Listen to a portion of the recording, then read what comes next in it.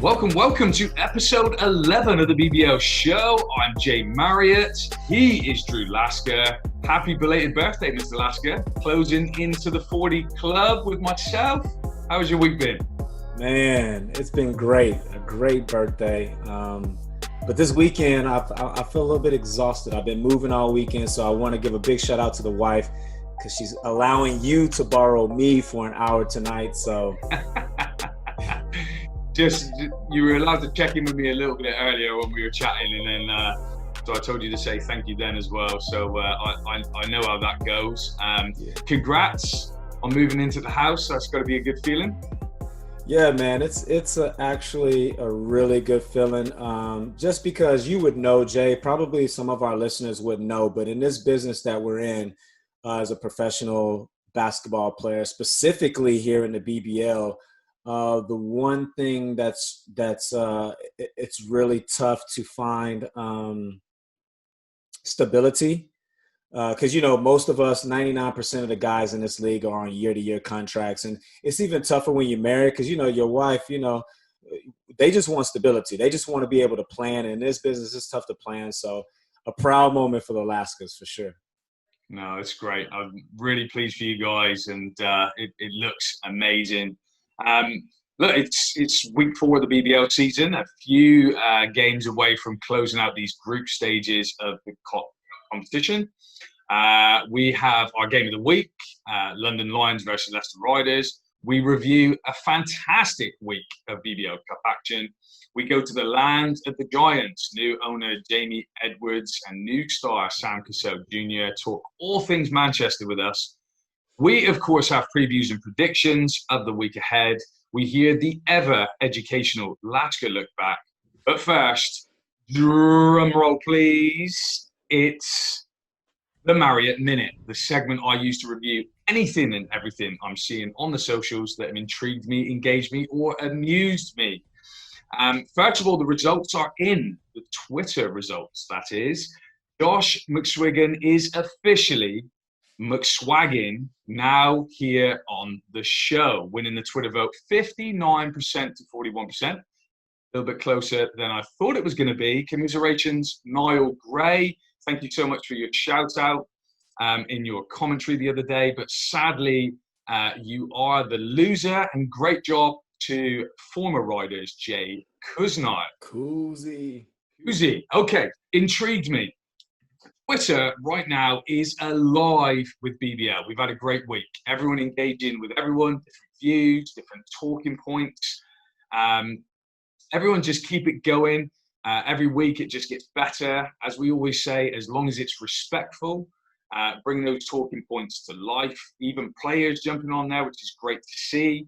There is always that dark corner where the haters hang out. When I was a player, we used to say they are over there drinking their sappuccinos because they want to suck the life out of you. But even they are just a little bit fun. Engage me. With Sky Sports on the horizon, it's been great watching the club's efforts to bring us live games. We can't have fans right now, much to Drew just finding out last week, but we cannot have fans into the building. So they are trying their best. Joel and the Flyers boys head and shoulders above everyone else, but Surrey making a big effort, as of Eagles, Raiders, Lions, Riders, everyone really at different levels, but they are all trying. Amused me. The Plymouth Raiders Foxy, again, dropping one of the interviews of the season, especially when asked about the return of Martel McElmore, whom he pantsed a number of years ago, simply replying by pulling up his shorts and running off. Very funny indeed. Martel has said since then they have kissed and made up. They are all friends now. Keep up the good work, everyone who is covering the BBL. We appreciate you all, and that is the end of the Marriott Minute. Okay. Game of the week time.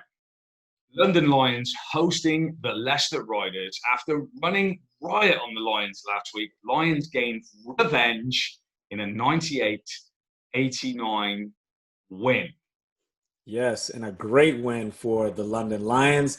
But let's head over to the Copper Box as we have our guy, Dizzy Reels, down there live for post-game reactions from Coach Pastranastro and Coach Vince. Dizzy, we send it to you. Tough game tonight, Coach. What did things go wrong for you guys tonight? Yeah, I thought we turned the ball over early. I thought the first half is where we really made trouble for ourselves by turning the basketball over. And we knew that this is a long weekend for us. Played Friday on the road, coming down here on the road again. We knew we had to be solid and smart. And I thought in the first half the turnovers really hurt us. But when you come right down to it, they had 14 threes today. And if they're going to shoot the ball like that on the perimeter, they got a nice few bounces off the glass a couple times. And they're going to be tough to beat. They got a lot of players. And I thought, as the game went on, maybe their depth shown a little bit. We get to that fourth quarter, and they're playing a lot of guys. We're playing 7. I thought that maybe it affected us. But they're a good team, and I think it's going to be tough. I mean, the only game they lost down here was a buzzer beater that sent it into overtime. So it'll be tough to beat down here. But I give my guys credit. We're battling. We got a lot of guys banged up, but we never quit. We could have quit early, but we didn't. But we're gonna have to be better, and we will get better. But so far in the competition, we've done pretty well. We're 3-2. We've got a foot in the door, so we'll see what happens. That's been the goal from the beginning to qualify and get through the competition. So how do you guys plan to bounce back as you finish the cup competition? Rest. We're gonna rest here now. I think we played 4 games in 9 days here, and we got a lot of guys that are banged up that played today too. So the most important thing is rest. We lost 2 guys with Raheem and Mo, so let's see what happens with our roster. We certainly could use a couple more players, but I love the way these guys compete. I love the way these guys stay together. Just got to be smarter and take care of the ball better. Thank you very much, Coach. Thanks, guys. Thank you. Great win tonight, Coach. It just seems like you guys are rolling in and having a nice group. You finish off the cup with a win at Sheffield. What would be the approach to that game? We've played all our games now in the group.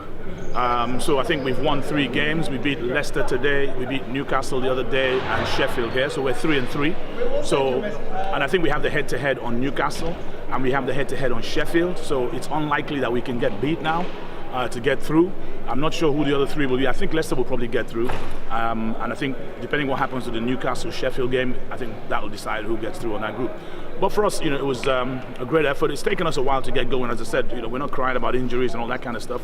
We're all grown men and just got to work hard. This is a tough group. They really had it in for all of us and put some of the tougher teams in the same group. But we're delighted to be able to find some form, get out there. We've got a new player trying to bed in. We've got injuries trying to recover in Faro and Josh Ward-Hibbert. So hopefully as we get along, we'll get stronger. Yeah. You guys look like you're building momentum from the huge victory at Newcastle. Are things beginning to click?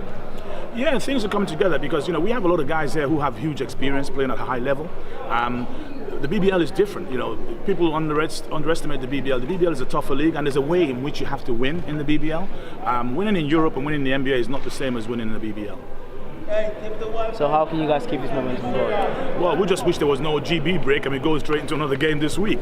But actually, it's a two in the weekend, so we just got to recover, work on the things that we didn't do quite right here. I mean, this wasn't a 100% game. We allowed them to get 89. That's a team we should keep under 80. So we got some work to do. Thank you very much, Coach. Thank you. Dizzy Reels, we appreciate you, young fella. Good work down there in London, my guy. But as we go into this game, obviously I'm going to cover Leicester. Jay, you take on London. And watching this game, I felt like Leicester got off to a slow start, which was surprising because, they've been rolling, and that could be a number of things. The games are starting to catch up. It's a 2:30 tip, and that's on a Sunday. That's a really early road trip for those guys. But I felt like as the game progressed, they actually start to look a little bit better when they sped the game up. They went to their bench. They brought on their usual suspects, Connor Washington and Jamel, and they had a little bit more defensive intensity about them. They got a little bit more scrappy, and actually, they kept knocking on the door, getting back in the game. But I think the number one area where they were let down was fatigue. And obviously, their team has been devastated this year with injuries already, and the season has barely started. So they ran out of a little bit of gas and missing Mo Walker. And it was just announced today that Mo Walker is out for the year with the hamstring. And then Raheem, tough. I feel sorry for that guy because that's 2 years on a trot that he's dealing with the hamstring. Yeah, devastating, for sure. And then we got Raheem May Thompson, who's out with an Achilles, which is a tough injury to bounce back from. So well wishes to both of those guys. You never want to see anybody go down like that. So, but, it's going to be tough for Leicester. And the reason that it's going to be tough is because both of those guys are British. Usually if they're American, you would just kind of bring in a couple of Americans. But, replacing that kind of quality as a Brit is going to be tough for those guys. So I just felt like they ran out of gas. But at the end, nothing's lost. This is the group of death, and everyone has 2 losses. I mean, London's sitting on 3, and Leicester won the tiebreak. So I think nothing was really lost from this game. Yeah, I think they'll be relatively relaxed. Like you said, I think fatigue was a big, big factor. London Lions, look, back-to-back impressive performances. I said it before the game tip. I have to see it being done back-to-back before we start building the hype again. And they did that. Has Vince figured it out? Body language, different. Intensity, different. Big-time players, different. Totally agree. Justin Robinson, 19 points tonight. Still a little bit concerned about the assists, just 3 assists in that game. Dirk Williams showing out 20 points. Liggins, 26 points, 5 rebounds, 6 steals. The man is an octopus. I think we've got to bear in mind that Leicester stayed in the game. And if you look statistically, Leicester looked like they had one of their worst nights so far in the cup competition, especially from the 3-point line.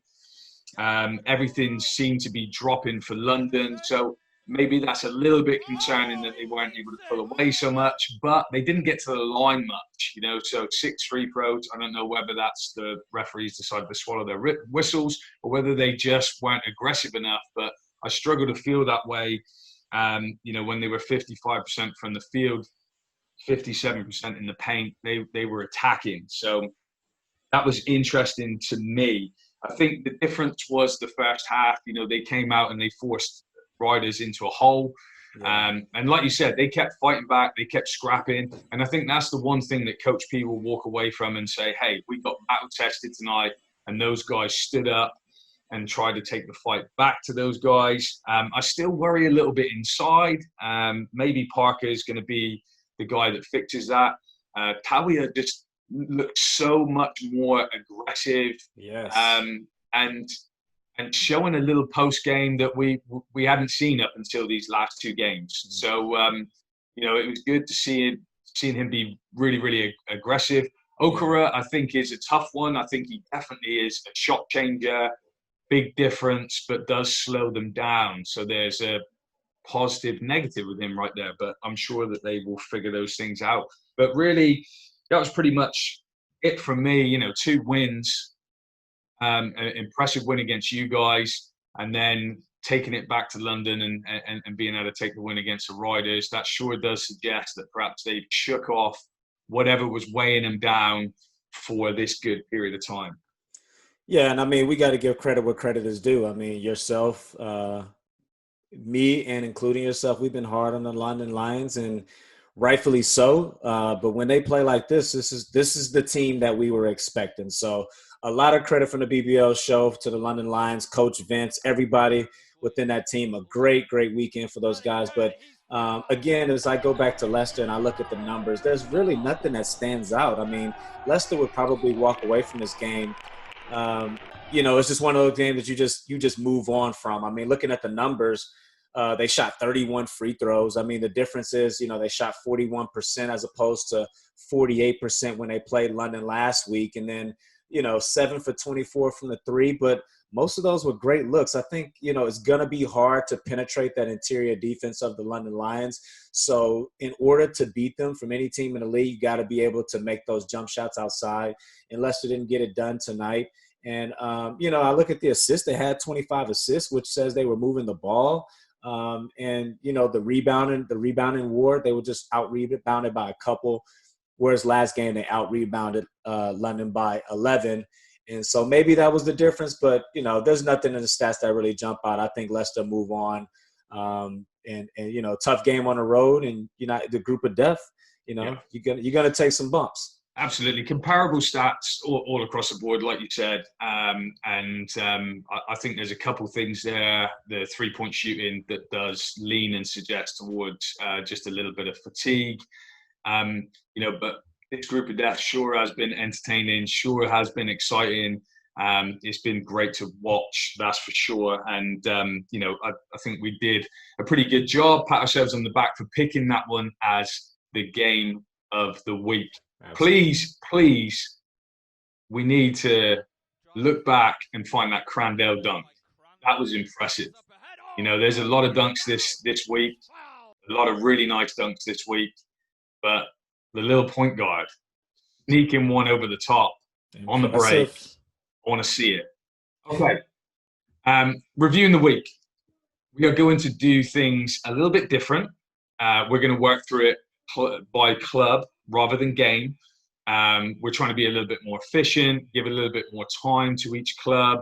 And we feel like this is a good space for us to have a little experiment. So please let us know which one you're kind of liking. Do you like the game by game? Do you like the club breakdown? But let's jump in. In this new style that we experiment with today, obviously, I'm going to take on the Newcastle Eagles first, as they started off the week on a Tuesday night against the Sheffield Sharks. And let me tell you, it was really, really weird playing on a Tuesday night. If you think it's already like the environment is already weird with no fans, like the game being on a Tuesday just felt so strange. But I think for the league, it was a game every day from Tuesday to Sunday, and I kind of like that. I loved it. Yeah, it was awesome. So as players, we will quickly adapt if that means more action during the week. But leading up to this game, Coach Mack really turned our attention to the defensive side of the ball. It started in the film room. We really focused on that, and then it translated to the practice floor. And I think we were able to translate that into the game, as I saw some potential from my Eagles.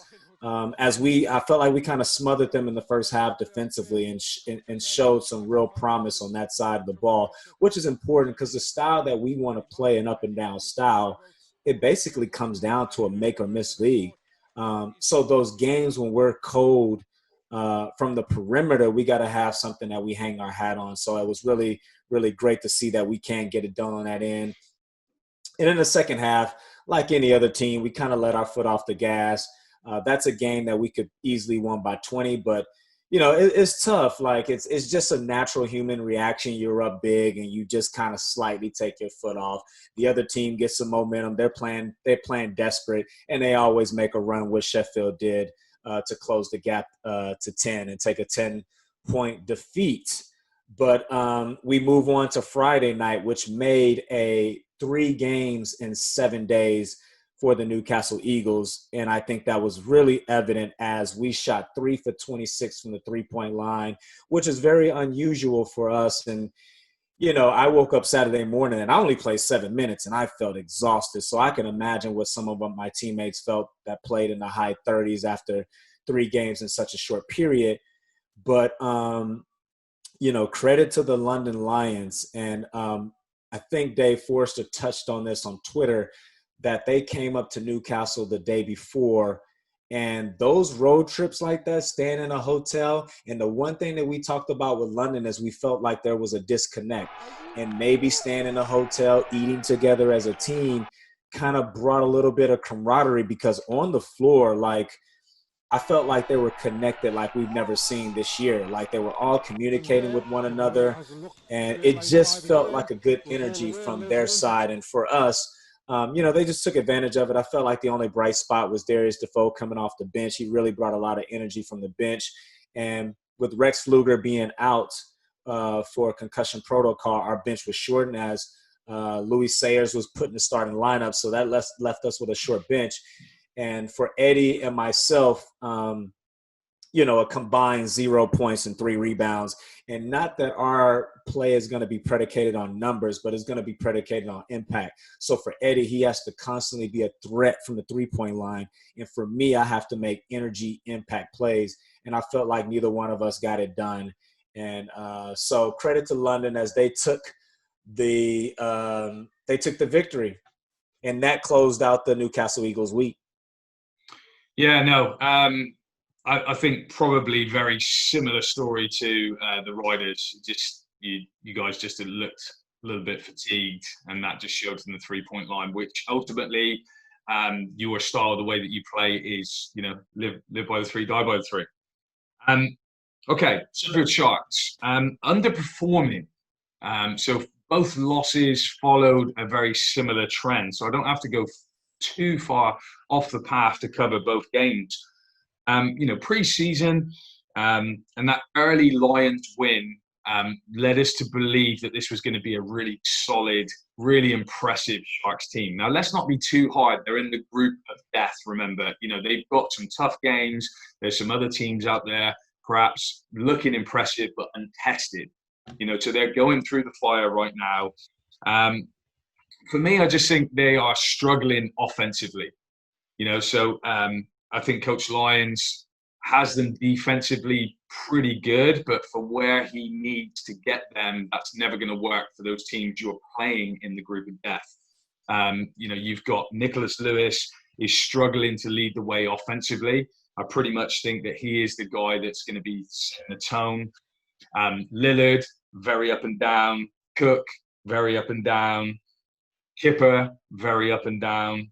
And a big stat that I pulled out on a player that is a bit of a mystery to me, maybe it's just a bit of a time thing. Callum Jones, he got 20 minutes under his belt the other day, 0 points, 0 assists in 20 minutes for a top British guard. So really kind of interesting, maybe some work to be done there. I think the question you've got to ask yourself, you are the Sharks, if you're Coach Lyons right now, is you probably look like anywhere between 5th to 8th. That's what you look like. So you're going to come across those bigger teams, probably not going to be able to compete because you just don't have the firepower. Or every so often you're going to find the firepower and that's going to propel you to some good games. But you're probably going to beat those guys that are in and around you or below you. So it's really a bit of a stick or twist situation. Are you happy with that kind of consistency and you hope that gives you a little bit of a run, maybe in the trophy when that comes up? They do love a cup in the Sheffield Sharks. Or do you look to make some changes? I'm not a fan of that. I've been forced and burned on that before in my own coaching career.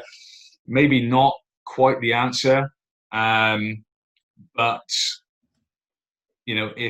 if Coach Lyons feels like that's the direction it's going in, maybe that's what he needs to do. But like I said, not too hard on them. It's the group of death. These are arguably the 3 best teams in the league you're going up against, and that might serve them well come league time. Yeah, I agree. For Sheffield, this is going to shape them for the rest of the season. And if I move on to the Bristol Flyers, I feel like they're in a kind of similar situation as Sheffield.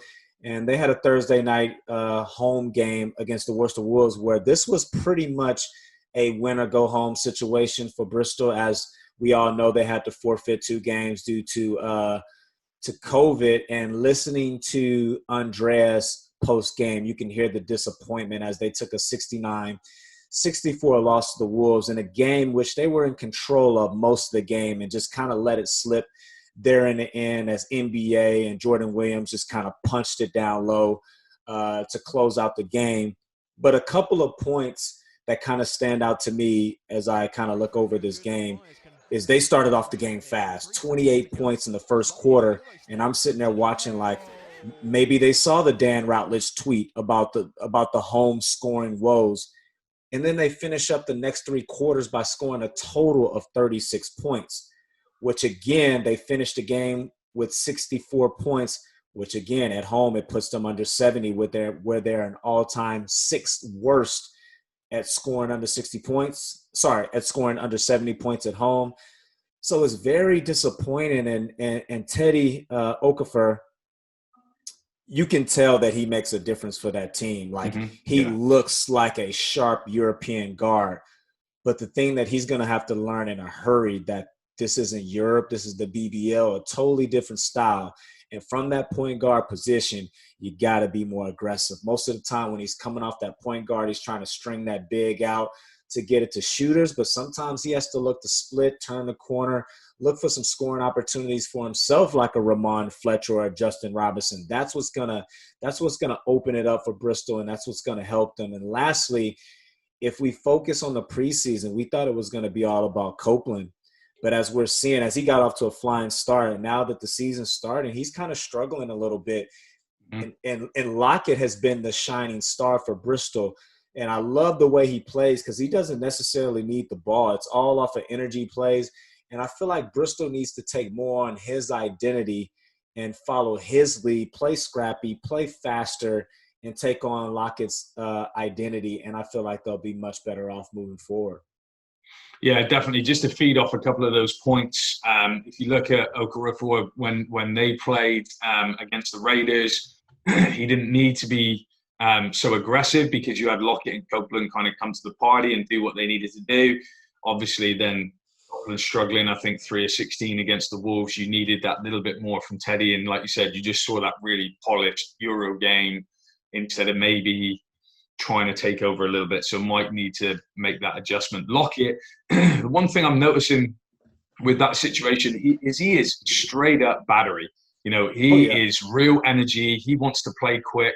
But you know what I'm noticing is that the team just don't tend to go with him. So just when you think there's a run in them, a couple of fast breaks, it's looking exciting, the brakes get put on and it kind of pulls back. And I don't think that necessarily plays into Lockett's game. Maybe doesn't play into Copeland's game. So maybe speeding things up just a touch. But, hey, I've got every faith that Coach Andreas will figure that out. Whilst we're on the subject of the Worcester Wolves, a good start in a decent group, you know. So I think it's a good group to be in. There's enough of a test in there for you to move on in the cup competitions. Not as crazy as the group of death. You know, one game this week. The couple of things that I noted was still imports to add to this team.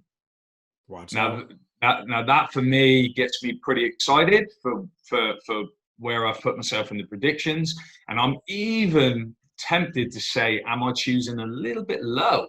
Time will tell. Obviously, positives. Boutneck, not only has he probably got the freshest sneakers in the league, he also brought his game. I really wanted to sort of tweet out and get people focused on his shoes, but by the time I looked up the spelling of his name to go on Twitter, it kind of would have ruined the moment. He's been playing well. Yeah, Boutneck and Williams are the best, you know, one of the best 1-2 punches right now at the start of this season. McSwaggin is a really nice additional piece. Lovely shooter of the ball. Works really, really hard. Just fits the system really nicely. And obviously in that game against Bristol, we saw in the fourth quarter, you know, NBA turned the switch, joined the party, and it became not just the deadly duo, it became the terrible three that got involved and ended up taking the win. Beast mode. Beast mode, absolutely. I will say Johnson Thompson, I think, is an unsung hero within that system. You know, so there was a little bit of a time where I think NBA was maybe being a little touch casual, and they go to the young fella and he comes in and, you know, he's never going to jump out on the stats or anything else like that, but he just helps that offense flow. So I will give him a shout out because you know, it's probably impossible for him to get a shout out and things like Player of the Week and stuff like that because that just isn't going to be his role. Couple of negatives. I think they're really struggling in the pick and roll. I'm watching their guards. They're getting pinned a ton. And, you know, there were a couple of people that kind of challenged me and were thinking that might have been a Matt Newby tactic down the stretch. It was kind of weird to me. Bristol decided to ride on Copeland instead of Lockett and then go into that high pick and roll. But even with him being 3 of 16, I think he had 2 open 15-footers and then 1 misassignment where he was wide open from the 3. Mm-hmm. If I gambled that sort of, you know, 9 times out of 10, I think that I'd probably come off worse in that situation. So got to be a little bit careful there.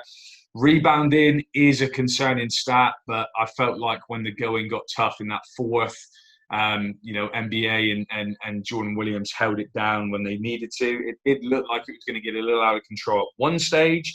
And then Mika Elan, where has he gone?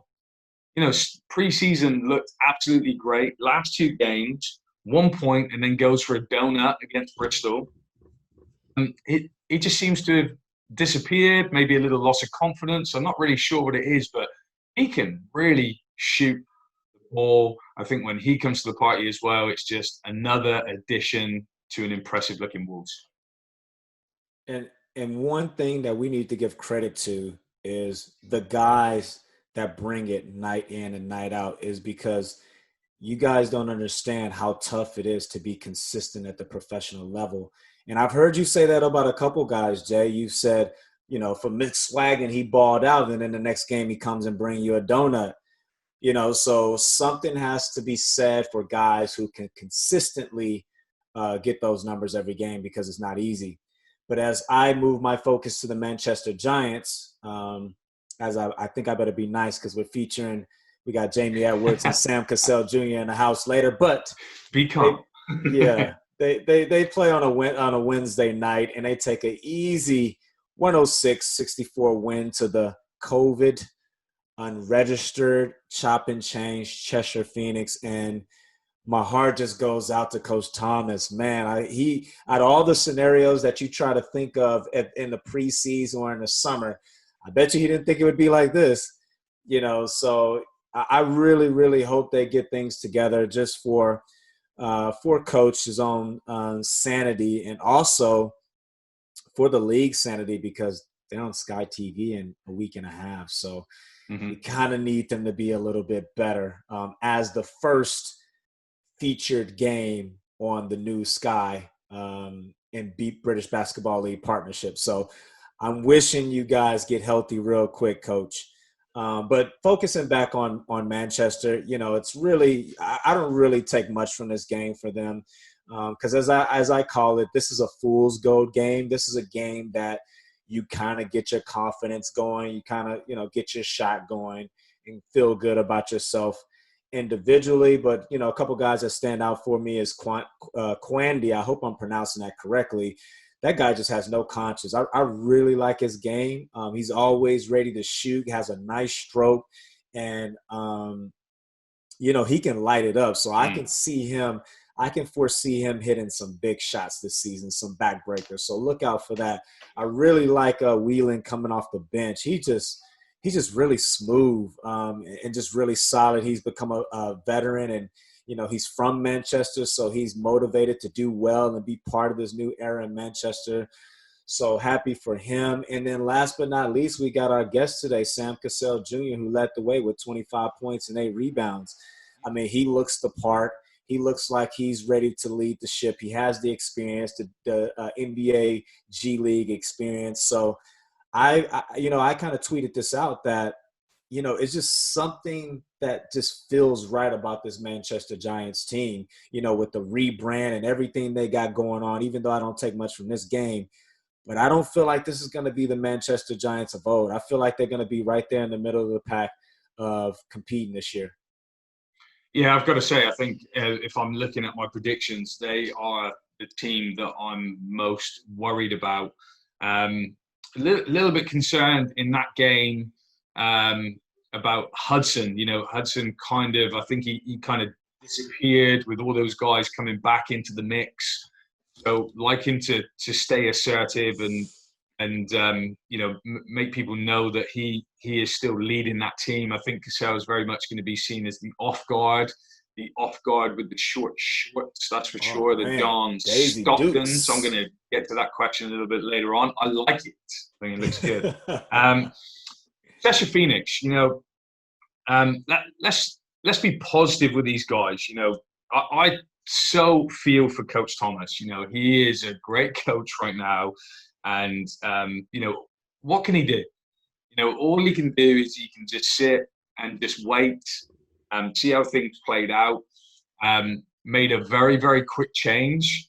So Very quick. not sure what he saw or didn't see there in Mitchell, but brings in a very well-known to the Manchester Giants guy in McCall, who I think is going to be a great pickup for those guys. I do still feel like it's going to be a tough season for them, but with Ross and McCall in the backcourt, I think it's going to be pretty exciting.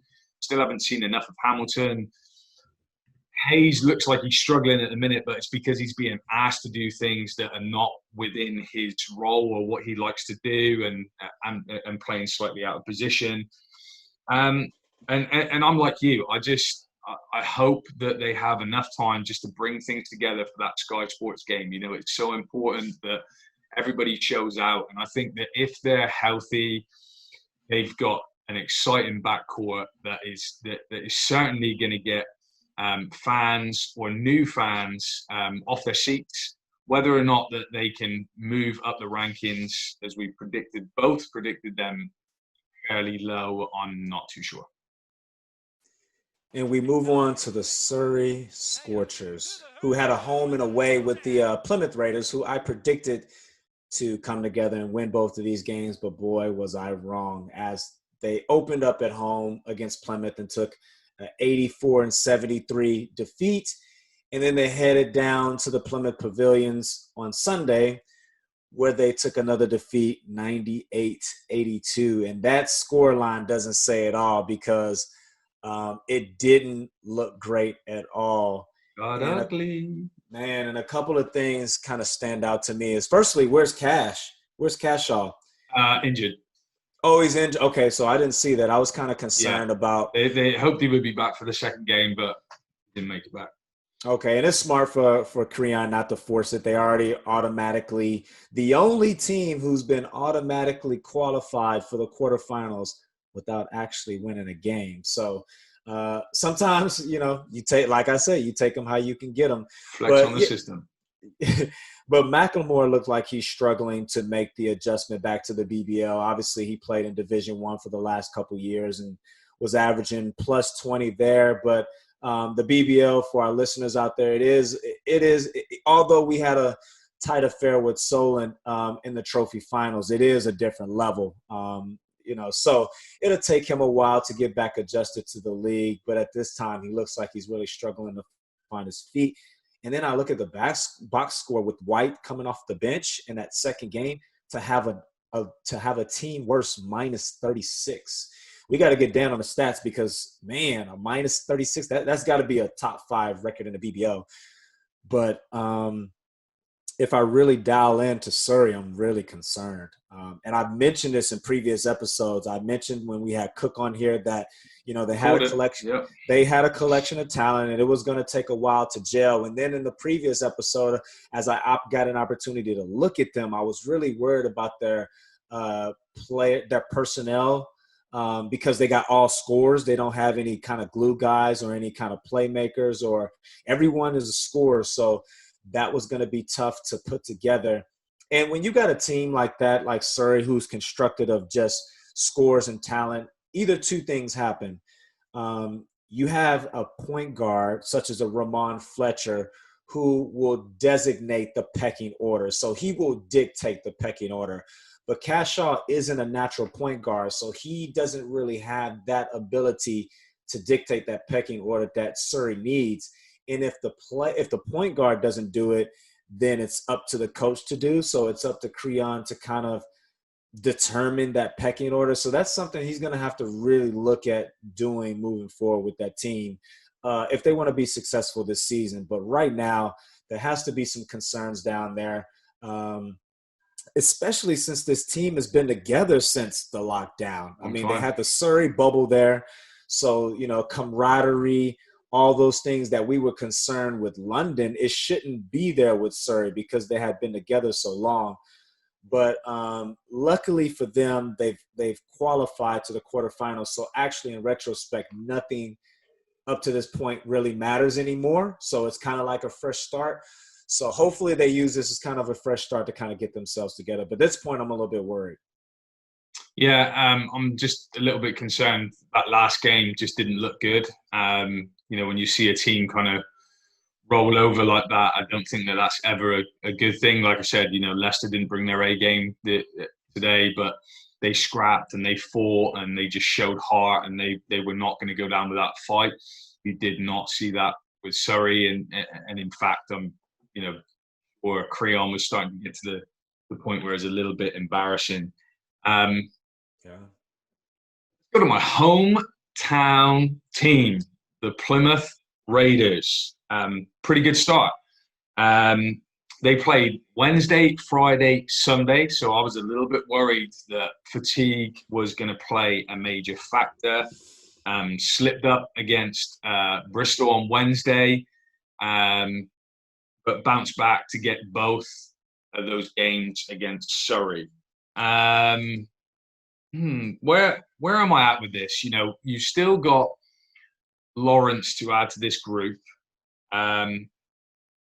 which is great. I think I've said many times, Dusha's done a great job holding things down. Hamilton and Neighbour are the guys, so you seem to have a pecking order. I'm still not 100% at that 2-guard spot yet. Still want to see a little bit more from Porter Bunton. Yeah, I'm with you on that. Really, really impressed with Elliot Sentence. I've got to tell you that I just think every game that I've watched him, so, if we start with the first game, he showed some flashes. The second game, a few more flashes, few less mistakes. Now to the point where, today, he was the leading scorer on that team and just looked like he could get a bucket whenever he wanted. So he looks like he's settling into that role really nicely, and I think that 6-man position could really suit him. eBay for me, very, very raw. Gonna have his good nights, gonna have his bad nights. Tonight he was great. He was catching dunk. He was blocking everything. He was going for every boards. Don't really like him too much in that post up. I think he's real kind of clunky, and I think that my only concern. So I don't sound like it right now, but I'm really excited for this season for these guys. I just worry at the top level. So where I've got them in my predictions, I just worry, are they going to be able to handle the speed and the pace of those teams? And just a little bit concerned that if you win the group, you're almost going to get punished, because I've seen whoever's going to finish second in the group of death. So I wasn't sure whether they were going to throw a doozy in this game, but they didn't. They came to try and win it. And like I said, so far, so good. They can only beat what's in front of them. I just like to see how they're going to do against those bigger tests, and then I think you can really start to measure things. But each game, they seem to be improving, just a little bit slow out the gates, but they'll always have a couple of good runs in them that have been pretty much winning those games. One more, right? Yeah, I think we got the rocks, and I'll just touch on real quick. Congratulations to Coach Gareth Murray. To start the season as player coach 2-0, I don't think he could have asked for anything better. And as you would know, Jay, your first year, I remember, if I remember correctly, didn't you get your first win against us in overtime? Donald Robinson. Yeah, what an awesome game. And for you as a coach, a first-time coach, that must have been a ton of confidence moving forward. So I can assume that the same will be felt by Coach G. Yeah, for sure. I mean, I really like watching them play. They really do play a good brand of basketball. He's coaching them up. It's obviously a team to develop. I think if you look at some of their guys, Queedy, Van Sawyers, and Pondo, they look like quite an impressive little trio. Obviously, you throw Gareth into the mix as a player with Johnny Bunyan. You've got some nice experience there. And this game, I was really impressed with the young fella, Fraser. Just shot the lights out. But all great shots. You know, he wasn't looking to take anything other than a great shot, and I will give Coach Murray all the plaudits for that. I think that's all to do with him. Tough to tell where they're at the moment. They haven't really been tested. Playing Cheshire tonight, it was a little bit closer than it should have been, and then go into the fourth quarter. Is that because they're not talented enough, or is it because they're playing down to the level? Very difficult to tell. So early days, but like you said, delighted for Coach Murray to get a couple of wins under his belt, and looks like he might have quite a favourable game in the next round. So all coming together, it seems. Impressive. Okay, let's do Player of the Week. So I picked out 3 performances in particular. If I start at number 3 position, we had Prince eBay, who came out with an index rating of 32, 19 points, 8 rebounds, 2 assists, 3 blocks. Great performance. Elliott Sentence as well, you could throw in there as well. But if you're just looking at the efficiency and an index rating there, Prince eBay comes in at that 3rd slot. I then had Deandre Liggins for his 20 points, 14 rebounds, 3 assists, 2 steals, 30 index. And I'm going to make a quick prediction on Deandre Liggins. Don't be surprised if London get it together as a team. I wouldn't be surprised if he won MVP and Defensive Player of the Year. On defense, he's tough. I'm hoping this nickname sticks, man. I've told you before, the octopus. He has got hands everywhere, and there's just something different about him at the moment. So, I'm looking forward to see if that is just moving through the levels now and getting used to the BBL. But at risk of, again, being called in favour of these Newcastle Eagles, but you cannot ignore the statistics. Ramon Fletcher is our Player of the Week with 25 points, 4 rebounds, 12 assists, 2 steals, 36 index rating. The floor general, doing what he does best, aggressive and leading his team. Congratulations, Fletch. He is our Player of the Week. Shout out. Very impressive with 10 games on the schedule to come out on top for the week is impressive. Shout out to Fofo. Love it, love it, love it. We will just finish here before we move on to some guests. We needed to fit in a fan's question. Chris Plant on Twitter finished by asking both of us which teams have impressed, especially this week, and given confidence for the season ahead, and which teams do you worry for moving forward after what you've seen this week. If you go first in who's giving you confidence. Who's giving me confidence after this weekend? Will the real London Lions please stand up? And you listeners, I've been riding them hard, and rightfully so. They deserve it. With that budget, with that talent, they just weren't performing, and that's the bottom line. But if I flip the script this weekend, they look great. It looked like they just are putting things together. They look more connected. The body language looks better. And the biggest standout with all that is now that the team knows is Liggins is the guy. Ware and Williams have become role players, and the team is bouncing off Liggins and off the 2-time MVP Justin Robinson, who had a great weekend. And I don't know if he listens to the show, if he's heard our criticism or my criticism over the last few weeks, but I must give credit where credit's due, because that is a real professional. If the league wants to go to the heights that we want it to go with more media attention, one thing that the players is going to have to understand is that scrutiny comes with that. If you're not playing well, it's going to get called out. And he's been called out by myself, whether it's with injury or just not shooting well. And he was awesome this weekend. He actually looked healthier. Driving to the basket, he looked more confident. He looked stronger. So the London Lions have definitely got my attention after the weekend. The swagger is back, as they say. Shout out. Okay, team that's worrying me at the minute, and I don't think it would be any surprise to anyone, is the Surrey Scorchers. I think that Coach Creon has got some concerns on his hands. I think it is very much about pecking order, and if they are going to move forward and if they're going to be successful as that team, as it looks now, every single one of them is going to have to succeed just a little bit. You know, they're going to have to, whatever the Lions did on that little Newcastle retreat, they need a bit of the same treatment to, figure some things out. Yeah. Will they be able to do it? Absolutely. They are a team of veterans. They know this league really, really well. I think if they've got the right voices saying the right things, I think they can straighten this thing out.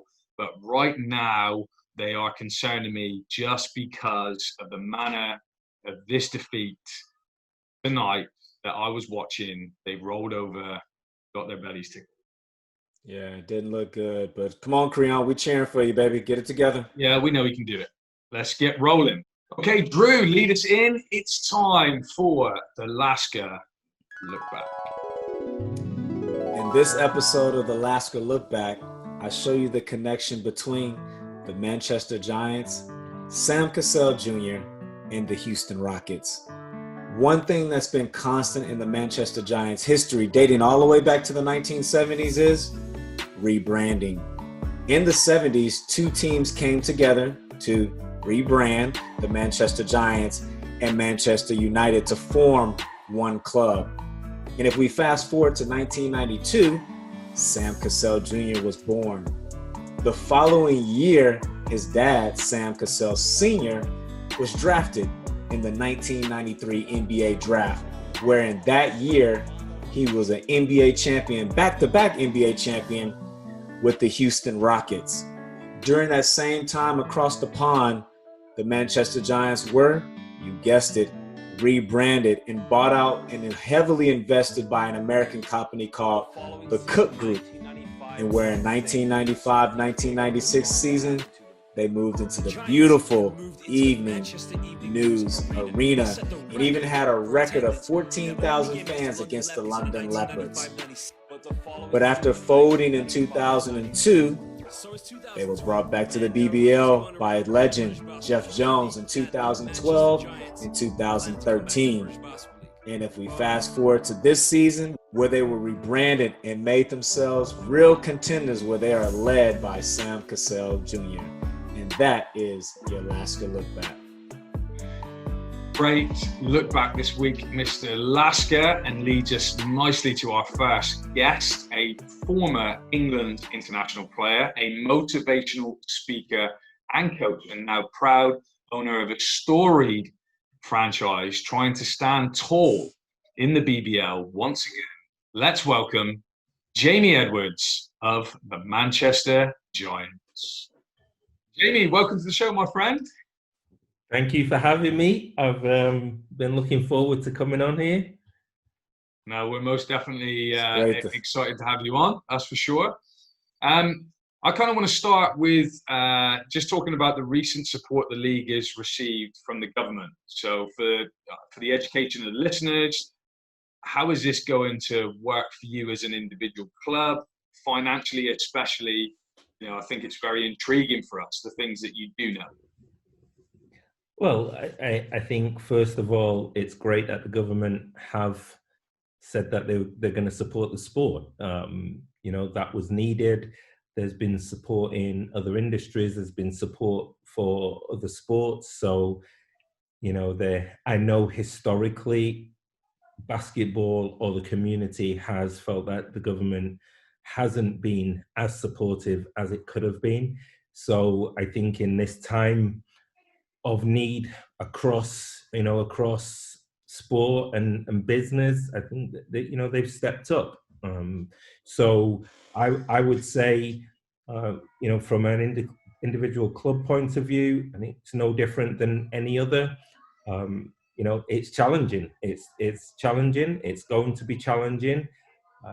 And So the support any support that we get from the government with no fans will be much appreciated. Yeah, and I'll just touch on that. I spoke earlier to a source, and the league doesn't have all the information yet. We just know that we're getting the money. We don't know exactly if it's a grant or loan. There's more information to follow. Yeah, it would be definitely kind of intriguing to see how it works. But I think anyone would be remiss if they think that, the cavalry's here and that there's not going to be hard work ahead. But you lots of excitement. We've got Sky Sports involved. You've got the government grant scheme coming into place. So, lots of positives, that's for sure. Jamie, how did taking over the Manchester Giants come about? Has this been in the works for a long period of time, or did it happen quite quickly? You guys have only got me on for 15 minutes, so that's. Did Paul not tell you guys? I can talk for 5 days without coming up for air. Hey, give us the drive-through version. How did it? The drive-through version. That's right. So it is a long story. I think many think that I just got off a train at Manchester Piccadilly and thought this was a good idea. My connection goes back 23 years when they were in the arena, the arena days, and not many would notice, but I'd put together a great group back then. I was running camps. I was mad skills, and I had this vision, and not too dissimilar to today's vision, and didn't come about. We tried 2 years in a row, didn't work out, and somehow the stars aligned, and one of my team, my lawyer, said to me, he said, "What have you been doing for 20 years?" And I said, I've been getting ready for this. So, I believe coming back to Manchester right now is, it's been. I didn't just get off the train and think this was a good idea. Yeah, as I watch you guys on Wednesday defeat the Cheshire Phoenix, I walked away, even though I took the game with a grain of salt because of the issues that Cheshire are dealing with at the moment.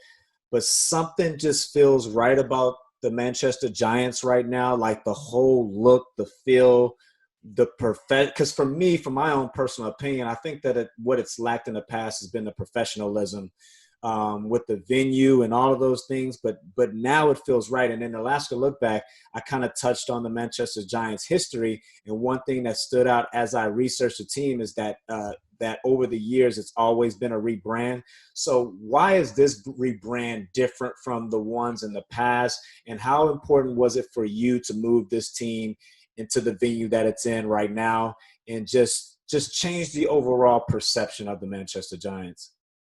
Well, I think that people rebrand all sorts of things, and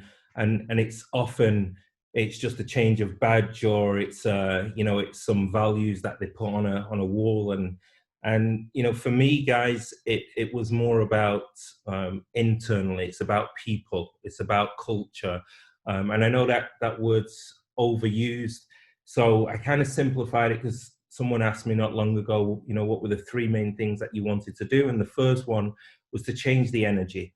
It's a fact. I can't get away from it. It's nothing to do with me, nothing to do with, it's not a people thing. The fact is, if we deal with just black and white, you guys have mentioned it recently, the club was at the bottom of the league for a decade. I can't get away from that. And unfortunately, change is not something that people or teams or organizations or players or human beings like. People don't like change. But if you want to improve something, something's got to change. And so for me, it wasn't just a visual thing. I've spent 20 years working with elite athletes and organizations, helping them think differently. And that was the first place. The energy of the club had to change. And that's a fact. It was nothing to do with Jamie Edwards, as in, I need to come in and do it. It was just the energy of the place had to change. And when the energy changes, that was the first thing. Second thing is you got to put legs under the table. There was like one leg, maybe two legs, maybe three legs. There was, there were some good things. This is Manchester. And this is what, this is, I keep saying to people, this is, we have a big football team. We have two big football teams. I better be careful which side of the city I'm talking about. Yes, seriously. So we have two big football teams. We have a great netball team. There's an infrastructure for big competitions. That's the city council and everything that goes on in this great city. The second biggest property growth in the country, second after Edinburgh tourism. Lots of good things going on here. So what has to happen? You need to put legs under the table. The third thing that had to happen, people kept saying to me, if I had £1 for every time somebody said, we need to be in Bellevue. And I was like, that wasn't whether it was Bellevue or somewhere had to change. And so it was a combination of things, guys, but primarily energy. And when you talk about energy and you talk about culture, it comes down to people. And so when you talk about rebrand, it wasn't just here's a new logo. It was actually, what does that actually mean? Mm-hmm. And it had to run deep with people either involved or coming to be involved with the organization. Notice I'm talking about organization. I'm not talking about team here. Yeah. Because to me, the team's the iceberg. And there's a lot of things that people won't see. They won't see at all. And there's a lot of things that go on underneath. The team, just the iceberg. Big part of it, but there's a bigger part underneath. So it was about people. And, those who are close keep hearing me say people, relationships. So, yeah.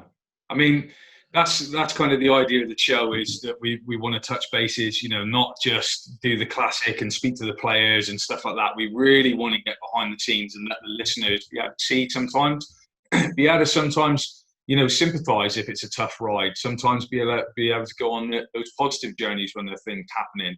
I kind of want to talk a little bit about Coach Byrne. So a few people were surprised that you kept him.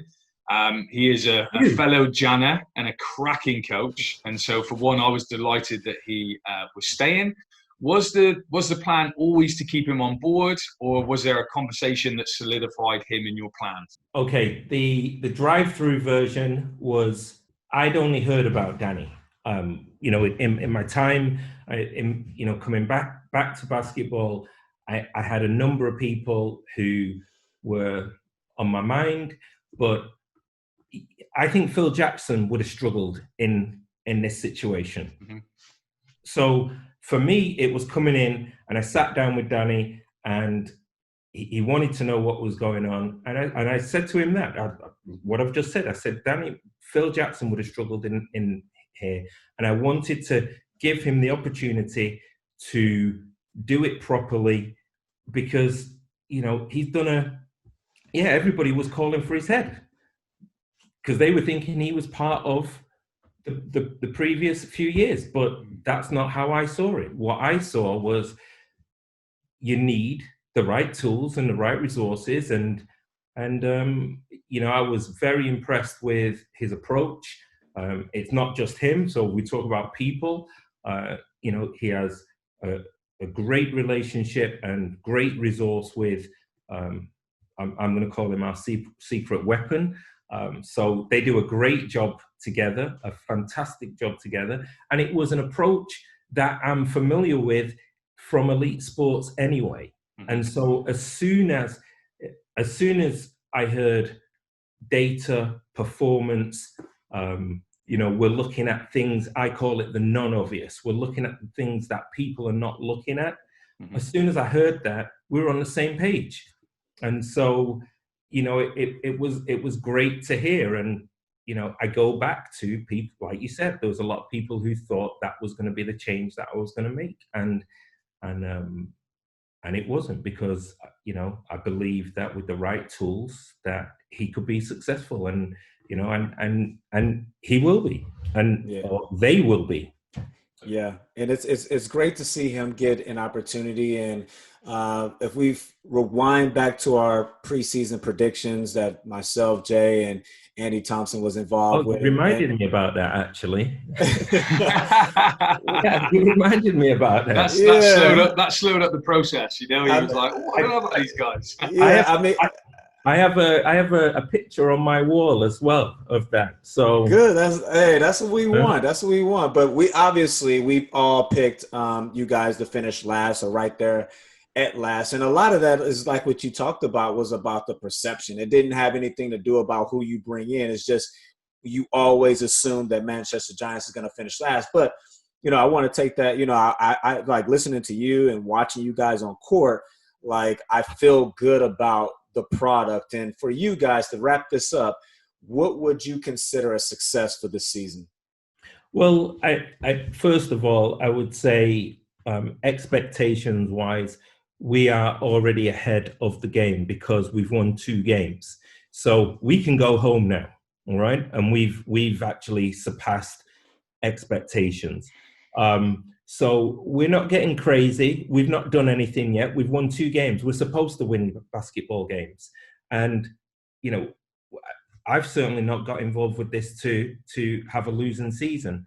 So we've surpassed expectations from the past 10, previously, and going forward, it will be how we approach, not just on the basketball floor, but off the basketball floor. So the expectations go way bigger and wider than just our guys, what they do on the basketball floor. Unfortunately,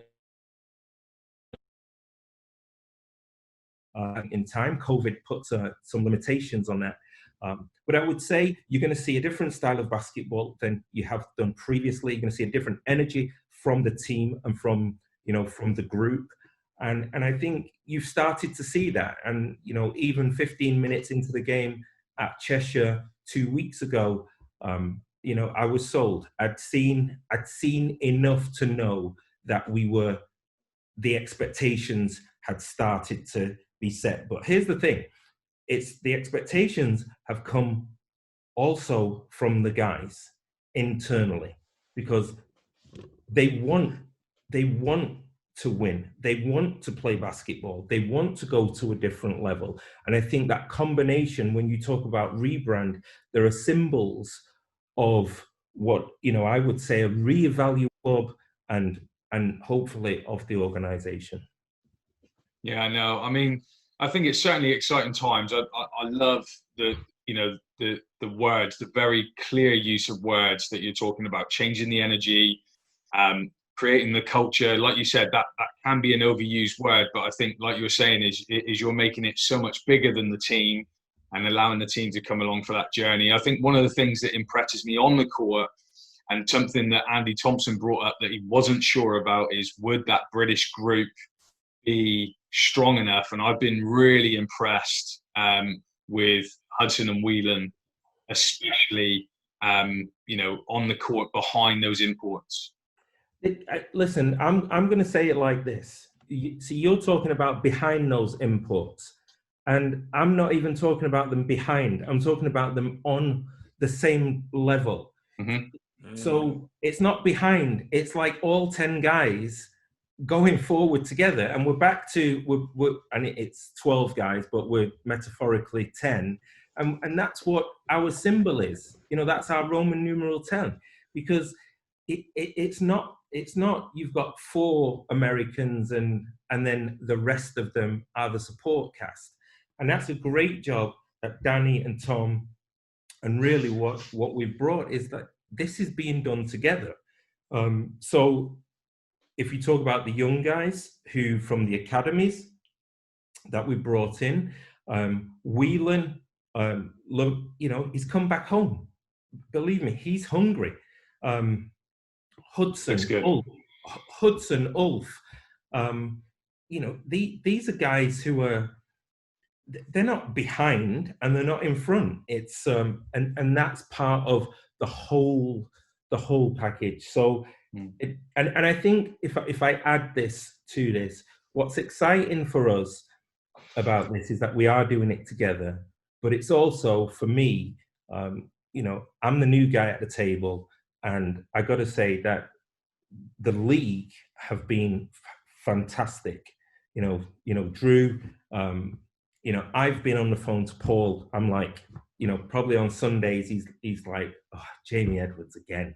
You know, but it's honestly, and the same with Russell and Sarah, and it's like, but it's been fantastic, and that's ultimately comes back to what I'm talking about with what we're doing here. People have been fantastic. The group of guys that we have, where they'll go to, where we'll go to, who knows? But we'll do it with a certain energy. We'll do it with a certain energy. Well, you're winning me over, that's for sure. And I know, man. I feel like putting on a jersey right now. So, look, exciting times for the Giants fans and the wider community. You know, we look forward to seeing how this season goes for you all. You know, please come and check back in with us again at a later date. We're really intrigued as to how this is building. You know, there's never enough time. I hate ending these things because I was completely locked in and bought into the Jamie Edwards and the Manchester Giants story. So thanks for coming and sharing that. Thank you. We're going to be jumping over to one of your players now, but we're so thankful for your time. I know you're a busy man, Jamie, and let's speak again soon. Yeah. Thanks, Jamie. Thank you. Okay, so thank you to Jamie Edwards for coming on the show. Sadly, we really were hoping to get Sam Cassell Jr., but we've had some technical issues, which is a real shame coming off a great game. I really wanted to ask him the story behind the John Stocktons and, of course, chat a little bit about his dad and the NBA. So we will have to get him back on the show, which means that we are going to ably move on to predictions. Where am I at right now, Drew? Like, what's the score count? I mean, according to your Twitter feed, I think you know. It was a little bit showboating going on. I was a little bit disappointed at you, man. You went up by 10 in the first quarter, and you hitting threes, and you got your shotgun out. Like, it's still 3 quarters to play, man. Calm down.